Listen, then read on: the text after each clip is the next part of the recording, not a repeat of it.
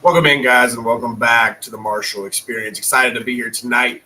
Tonight is Tuesday. So, what we are doing on Tuesdays is we're going to recap Sunday, preview Thursday, and week five. Wow, football is flying, right? I mean, I can't, it's moving too fast for me. It needs to slow down just a hair. I'm enjoying way too much of it, especially in the fantasy land.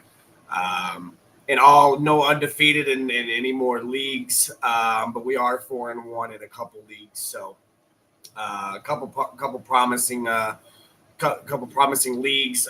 We do have some leagues that have had a lot of injuries, right? I'm sure a lot of people are dealing with that. We talked about big names being down: Joe Burrow, Malik Neighbors, Tyreek Hill. You know, we're losing James Conner for the season. These things are happening, and it's been a weird year for fantasy. Certain players have not lived up to their expectations. AJ Brown, Devontae Smith, even says some will say Saquon. Um, but it's been a very very weird year fantasy wise, but fun nonetheless. But so we're gonna get right into it and recap Week 5 in the NFL. So we had an international game this weekend, and it was the Vikings and the Browns. So the Vikings did end up beating the Browns. The Browns are now 1-4. Vikings are 3-2. JJ McCarthy is still out for Minnesota, so it was Carson Wentz. He did meet projection with a touchdown and no turnovers, which was promising. Dylan Gabriel on the other side did get his first NFL start. It didn't look bad, guys.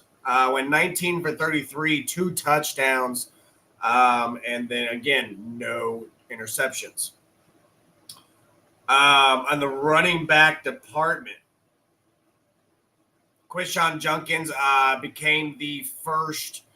I can't remember the stat, but it was the first Cleveland rusher over 100 yards in quite a long time. Too long for that kind of stat. Jerome Ford saw some of the carries. Dylan Sampson actually his workload or production level kind of went down and maybe a little concerning. With Junkins definitely taking over this backfield. On the other side of that, we had talked about earlier last week sitting Jordan Mason and how he was touchdown dependent.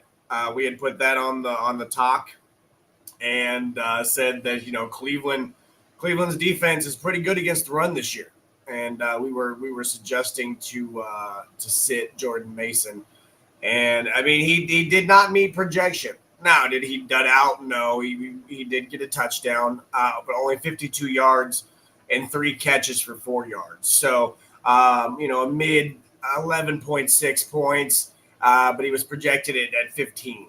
So, I didn't think he was going to quite get there. You saw, Cam Akers with the passing touchdown, right? Do we expect that stuff to happen consistently? No, we do not. In the wide receiver departments, Justin Jefferson, 7 catches, 123 yards. Kind of has seen that fantasy production the last 2 weeks meet expectations, right? The first 3 weeks, he was at 15, 11, and 12.5. Okay, and then these last 2 weeks, 22.6 and 19.3. So now, are these last 2 weeks have something to do with Carson Wentz starting, right? I think that's a viable question to ask yourself, considering that his stats have changed from when JJ McCarthy was the quarterback.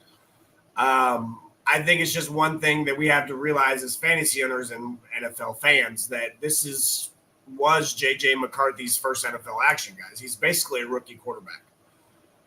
His first year he spent on the bench hurt. I just think you have to wait for the connection to develop, right? I mean, yes, they had an offseason together. I get that. But on the NFL field during the game, in-game action is different.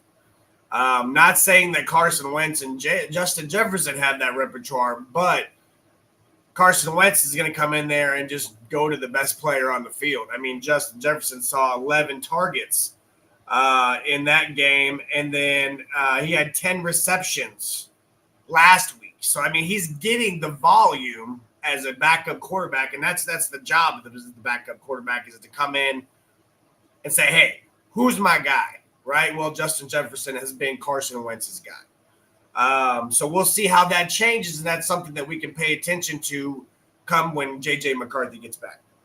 Jordan Addison turned in a nice performance at 15 points, did beat projection, 5 receptions and a touchdown. Jalen Naylor kind of snuck in there a little bit, 7 points. I don't think Naylor's really rosterable, but Addison definitely is. In the wide receiver department,